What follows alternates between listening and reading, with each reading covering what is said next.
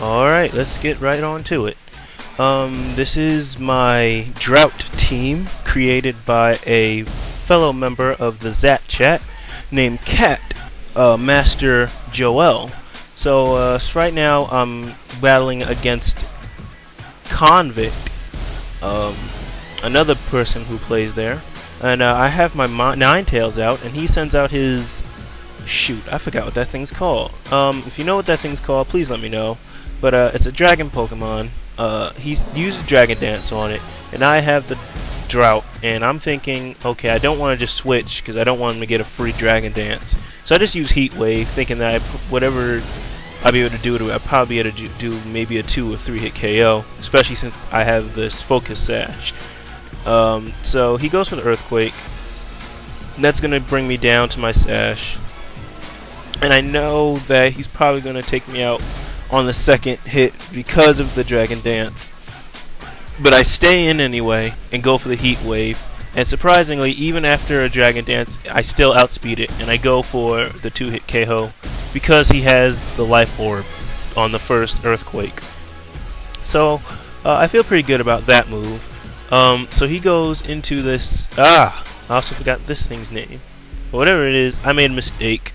Because last one I thought used Thunder Wave on me, so I tried to predict the Thunder Wave. Go into my Magic Bounce Espeon, and instead of the Thunder Wave, goes for the Bug Buzz, and that's gonna 1-hit KO my Espeon. Wasn't feeling pretty good about that, because the last one I fought against had like Thunder Wave and a few other things. I wasn't very happy, but it happens. Make a misprediction. Everyone does. So I sent out my Kaji, which means uncontrolled fire in Japanese, hoping I'd be able to outspeed it, but I don't. He goes Bug Buzz again, and I probably could have saved this Ninetales as an earlier death fodder, but whatever. Make mistakes. So I sent in my 2 Nosy, my Probopass, and he uses Energy Ball, but because this Probopass is a beast, he just shrugs it off like it's nothing. But of course, it gives it a special defense on the first hit. That annoyed me. But then I go for the taunt thinking that he's going to go for something. I wanted to make sure that he couldn't do anything other than just hit me. So I go and I get the leftover recovery, and then he goes for a hidden power. I guess he was assuming that I was going to switch out to a different type Pokemon. I'm assuming that it might have been ice or fire or something. I can't remember. Not really too sure what it was, but I'm pretty sure he might have predicted that I was going to bring in a Pokemon that was resistant to Energy Ball and then hit it with hidden power, but that didn't work out. So I use Volt Switch, get a critical hit, which is nice, and go into my WTF is this. It's a Jumpluff with a Choice Band. No one really gets the idea of what exactly it is until it's too late. Some people think it's a sub, some people think it's a support, and then when they see that it's a physical attacker, they're like, what the heck is this? So that's why I called it WTF is this. So I go for that Aerial Ace, take out the bug. He sends in the Embarg, I do believe it's called Embor. I switch out to my Probopass. He does Flare Blitz. I thought I'd live, but because the Drought's up, it increases the damage by 50%, I think. I can't remember, but increases it by a lot, and Probopass did not survive.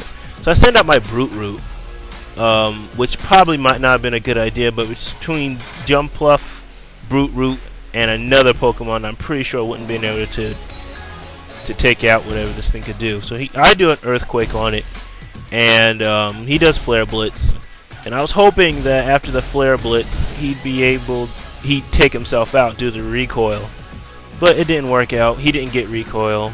He didn't get KO'd because of recoil, so he hits me with the Flare Blitz. Brute Root gets taken out, and he just barely survives on a Magic Pixel from the recoil. So I send in my Jumpluff. I know I'm faster because it's Drought, and he switches out. I think on this turn I go for the U-turn just to see what he's gonna do. So he sends in his Crumple. It's a rock bug Pokemon, so I go for the bug attack, U-turn. I do quite a bit of damage considering. So So I send in my awesomest, the most awesome Pokemon in the world, my Sunflora, known as Be Happy, and go for the Solar Beam. This thing is pretty beastly, because a lot of people think it sucks. See people look at it and be like, oh, I'm going to own this thing, until they realize it's in a drought, it has chlorophyll, outspeeds Garchomp, and hits massively hard.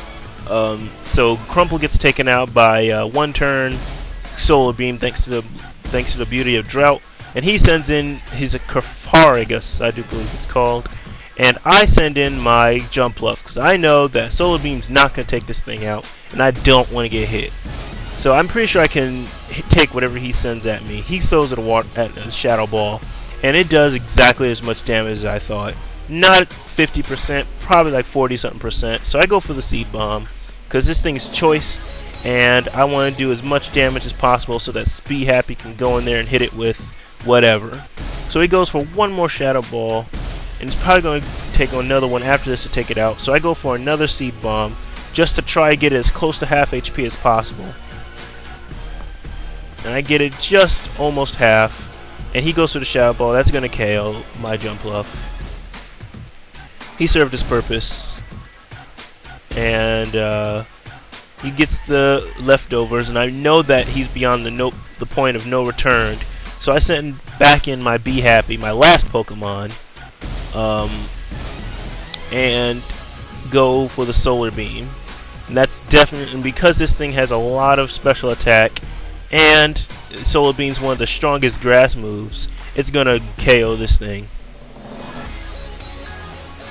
Which is why Jumpluff served her purpose in whittling the thing down to being KO range of Solar Beam. So he sends back out his M-Bar, and I go for the Earth Power.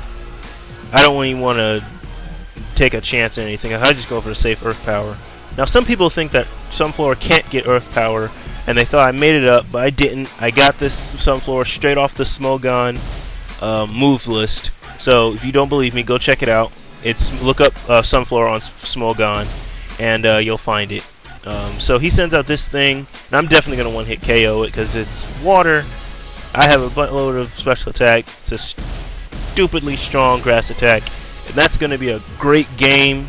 A great game, Konvict. An awesome game. So, yeah, next battle will be in a few seconds.